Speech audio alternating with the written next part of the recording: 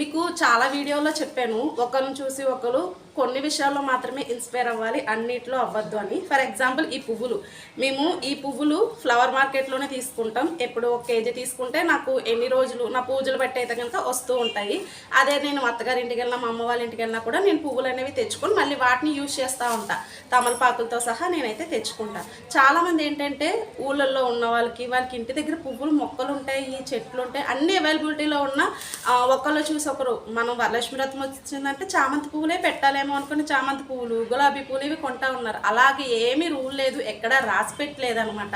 మనకి చామంతి పువ్వు ఉంటే చామంతి పువ్వు పెట్టుకోండి, మీ దగ్గర మొక్కలు ఉన్నాయనుకోండి. మనకి ఏవి మొక్కలు ఆప్షన్ లేదు, అలాంటప్పుడు మాకు మళ్ళీ కొనుక్కోండి. అంతేగాని ఆప్షన్ ఉన్న వాళ్ళు కూడా కొనుక్కుంటున్నారు, దాని గురించి నేను పర్టికులర్గా చెప్తున్నాను.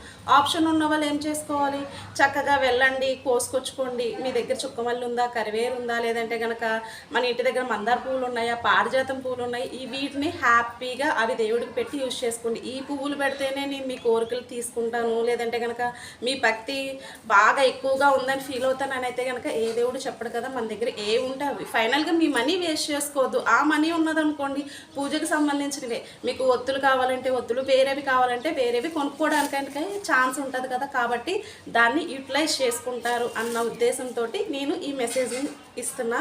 ఇదే పువ్వులు మేము కేజీ 50 రూపాయలు కొంది, ఇవాళ కేజీ 220 రూపాయలకు కొన్నాం. ఇంకా పీక్ ఇప్పుడు కార్తీక పౌర్ణమి వచ్చింది అనుకోండి, ఆ రోజు ఇంకా ఎక్కువ ఉంటుంది. కానీ మా దగ్గర పువ్వులు అయిపోయినాయి, దేవుడికి పువ్వులు పెట్టాలి కాబట్టి మేము ఇలా తీసుకుంటున్నాం. ఇంత హైలో అంటే 50 రూపాయల నుంచి 250 రూపాయల వరకు వెళ్ళినా మేము తీసుకుంటున్నాం. అది ఒకసారి ఆలోచించుకొని మీరు వేటికి యూజ్ చేసుకోవాలన్నది మీరు ఆలోచించుకుంటారనే నా చిన్న ఉద్దేశం అన్నమాట. Thank you.